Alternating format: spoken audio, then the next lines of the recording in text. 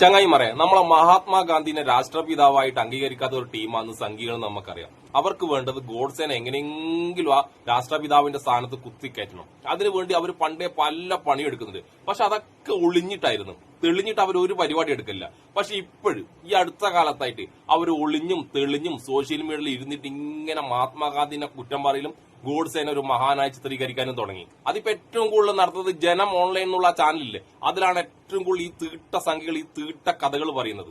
ആ കള്ളക്കഥകൾ പറയാൻ വേണ്ടി ഇവർ തെരഞ്ഞെടുത്ത വ്യക്തി എന്ന് പറഞ്ഞാൽ ടി ജി മോഹൻദാസ് ഇല്ലേ, ഒരു ഊള ചാണകം, സംഖ്യയുടെ എല്ലാം എന്തോ മഹാപുരുഷൻ, തത്വചിന്തകൻ, വെറും ചാണകം. എന്നിട്ട് ഈ ചാണകം പറയുന്ന കാര്യങ്ങളുടെ അടയിൽ ഈ സംഖ്യ ചാണകം ഉണ്ടല്ലോ, ഈ അടിമ സംഖ്യ ചാണകങ്ങൾ മഹാത്മാഗാന്ധിനെ പറയുന്ന വാക്ക് കേട്ട് കഴിഞ്ഞിട്ടുണ്ടല്ലോ, അമ്മ സഹിക്കില്ല. അത്രമാത്രം വൃത്തികെടാന്ന് ഈ ചാണക സംഖ്യകളൊക്കെ കമന്റ് ആയിട്ട് ഇടുന്നത്. പക്ഷെ ഇവർക്കെതിരെ ഒന്നും ഒരു കേസും എടുത്തിട്ട് കാണുന്നില്ല. പക്ഷെ ഈ ചാണക സംഖ്യകളെ വിമർശിച്ച് നമ്മളെന്തെങ്കിലും പറഞ്ഞാല് നമുക്കെതിരെ പെട്ടെന്ന് കേസാവും. ഇതാണ് നമ്മളെ നാട്ടിലെ അവസ്ഥ ഇപ്പൊ.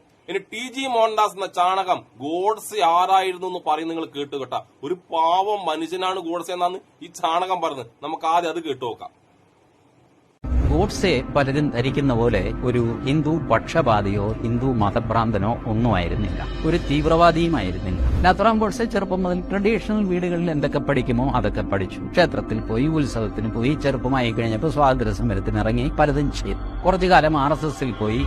ഒരു പാവം മനുഷ്യനായിരുന്നു കേട്ട ഗോഡ്സെ. ഈ ഗോഡ്സിനെ നിങ്ങൾ എന്തെല്ലാം പറയുന്നു. രാവിലെ ആകുമ്പോൾ മൂപ്പർ കൂലിപ്പണിക്ക് പോകും. കൂലിപ്പണിക്ക് പോയിട്ട് വൈകുന്നേരം തിരിച്ചു വന്നിട്ട് ചങ്ങായി മാറപ്പര ഒരു കൂടിയിട്ട് 2-3 പെഗടിക്കും. എന്നിട്ട് ഏടെങ്കിലും അമ്പലങ്ങൾ ഉത്സവം ഉണ്ടെങ്കിൽ ആടെ പോയി ഒന്ന് കറങ്ങി നേരെ വീട്ടിൽ വന്നിട്ട് ചോറും കൂട്ടാനും കൂട്ടിട്ട് കിടന്നുറങ്ങും. പിറ്റേന്ന് രാവിലെ അതും പണിക്ക് പോകും. ഇത്രയും ഒരു പാവം മനുഷ്യനെയാണ് നിങ്ങൾ ഭീകരവാദി എന്നെല്ലാം പറയുന്നത്. എന്താണ് നിങ്ങൾ ഈ പറയുന്നത്? ഇനി നമ്മളുണ്ടല്ല, ഗോഡ്സെ എന്തിനാണ് മഹാത്മാഗാന്ധിനെ കൊന്നേന്നുള്ള കൃത്യമായ കാര്യങ്ങൾ ഈ ടി ജി മോഹൻദാസിന് അറിയാം. അതിനെല്ലാം ഒരു കാരണമുണ്ട്. വെറുതെ ഒന്നല്ല ഗോഡ്സെ എങ്ങനെ ആയിനി നമുക്ക് കേട്ടു നോക്കാം. ടി ജി മോഹൻദാസ് തിരക്കഥ എഴുതി ജനം ഓൺലൈൻ റിലീസ് ചെയ്യുന്ന പുതിയ പടം ടി ജി മോഹൻദാസിന്റെ തന്തയില്ലായ്മ. ഗാന്ധിജി ആവശ്യപ്പെട്ടത് പാകിസ്ഥാനിൽ നിന്ന് വന്ന ഹിന്ദുക്കൾ അവർ താമസിക്കുന്നത് എവിടെയാണ്? ഡൽഹിയിൽ നിന്ന് ഒഴിഞ്ഞുപോയ മുസ്ലിങ്ങളുടെ പള്ളിയിൽ. നവംബർ ഡിസംബർ മാസമാണ്. അസാമാന്യമായ തണുപ്പാണ്, മഴയും പെയ്യുന്നു. ഗാന്ധിജി ഹിന്ദുക്കളോട് മുസ്ലിം പള്ളികൾ ഒഴിഞ്ഞു കൊടുക്കണം എന്നാവശ്യപ്പെട്ടു.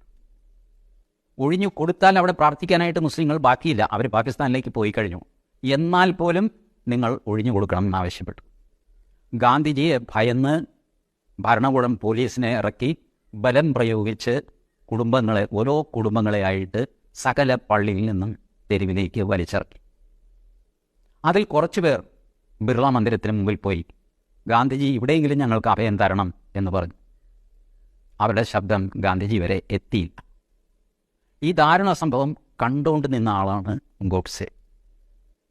ഗോഡ്സെയുടെ അടുത്ത് ഒരു വൃദ്ധൻ പറഞ്ഞു, എൻ്റെ ദേഹമാസകലം മുറിഞ്ഞു കഴിഞ്ഞു, ഈ ചോര കുടിച്ച് ഉപവാസം നിർത്താൻ പറയൂ ഗാന്ധിജിയോട്.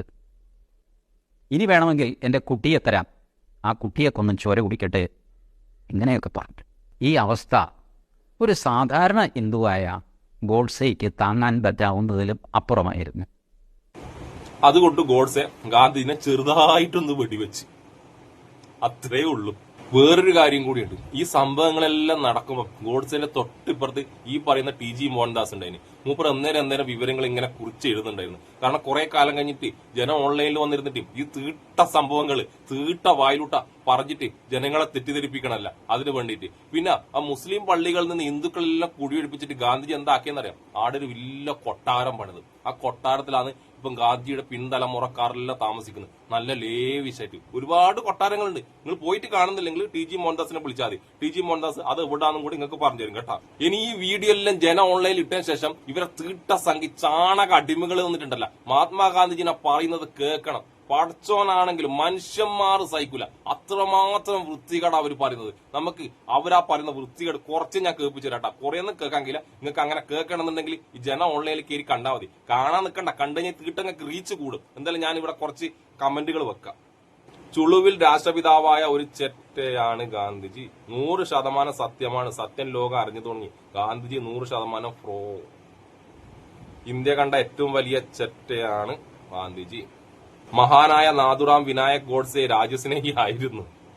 യഥാർത്ഥ രാജ്യസ്നേഹിയായിരുന്നു നാഥുറാം ജി.